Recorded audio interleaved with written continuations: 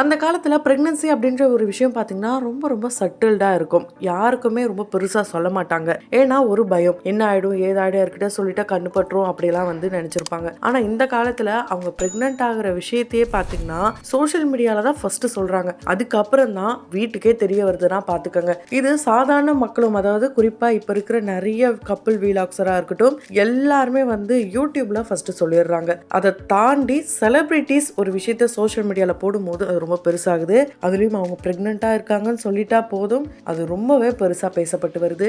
அந்த வரிசையில இப்ப இடம் பிடிச்சிருக்காங்க பிக் பாஸ் ஷாரிக் அவர்கள். ஆமாங்க, மரியா கூட அவருக்கு லாஸ்ட் இயர் ஆகஸ்ட்ல திருமணம் நடந்தது.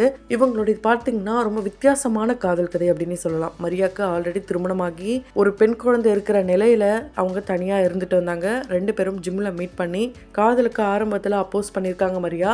அதுக்கப்புறம் ரெண்டு ஃபேமிலியோட சம்மதத்தோட ரொம்ப அழகா மெச்சூர்டா ரொம்ப கிராண்டாவே இந்த மேரேஜை 2 முறைப்படி நடத்தினாங்க. இது எல்லாமே நமக்கு தெரிஞ்ச கதை தான். இந்த நிலையில அவங்களுக்கு குழந்தை பிறக்க போற விஷயத்த ரொம்ப ரொம்ப ஹாப்பியா ஷேர் பண்ணிருக்காங்க.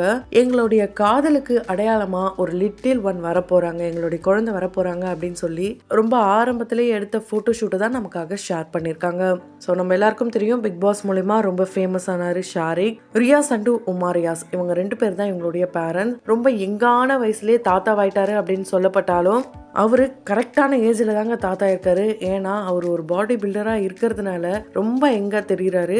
ஆனா ஆல்ரெடியே உமா பாத்தீங்கன்னா சொல்லியிருப்பாங்க, நாங்க ரொம்ப ஈகரா வெயிட் பண்ணிட்டு இருக்கோம், எங்க வீட்டுக்கு வந்து வாரிசு வருதுன்னா அதை உங்ககிட்ட நாங்க சொல்லாம இருப்போமா, இப்படி எல்லாம் ஒரு இன்டர்வியூல சொல்லியிருந்தாங்க. ரீசெண்டா கூட ஃபேமிலியோட கம்பெனி அப்படின்ற ஒரு டெலிவிஷன் ஷோல வந்திருந்தாங்க. ஸோ இந்த ஷோ மூலமா அந்த ஃபேமிலி எந்த அளவுக்கு ஒரு ஃபன்ஃபுல்லான ஒரு ஃபேமிலி அப்படின்றது நம்ம எல்லாருக்கும் தெரிய வந்தது. சொல்லப்போனா இந்த அளவுக்கு எங்கான ஒரு மாமனார் மாமியார் கிடைக்க மரியா ரொம்பவே கொடுத்து வச்சிருக்கணும். அண்ட் ஜாலியான பர்சன், எதுக்குமே ரெஸ்ட்ரிக்ஷன் கிடையாது. ஸோ ஃபேமிலியை அண்ட் பசங்களை நல்லா வளர்த்துருக்காங்க அப்படின்னு சொல்லி ரியாஸையும் சரி உமா ரியாஸையும் ரொம்பவே பெருமையா பேசிட்டு தான் வராங்க. இந்த நிலையில இந்த ஒரு ஹாப்பியான நியூஸை பார்த்துட்டு நிறைய பேர் இவங்களுக்கு வாழ்த்துக்களை சொல்லிட்டு வராங்க.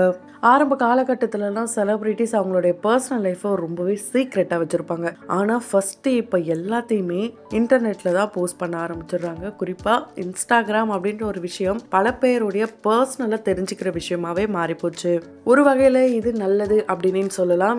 ஏன்னா வாய்க்கு வந்தபடியெல்லாம் சில விஷயங்கள் பேசப்பட்டாலும் இதுதான்ப்பா நடந்தது, இதுதான் உண்மை அப்படின்றத தெளிவுபடுத்துகிற வகையில் அவங்களே அவங்களுடைய பர்சனல் விஷயத்தை ஷேர் பண்ணுறது ரொம்பவே நல்ல விஷயம். எல்லாத்துக்குமே ஒரு கிளாரிட்டி கிடைச்சிருக்கும். அந்த வகையில் பல பேர் வாழ்த்துக்களை சொல்லிட்டு வர இந்த நிலையில நம்மளோட சினி சமூகத்தின் வாயிலாகவும் ஷாரிக்குக்கும் அண்ட் மெரியாக்கும் வாழ்த்துக்களை சொல்லலாம்.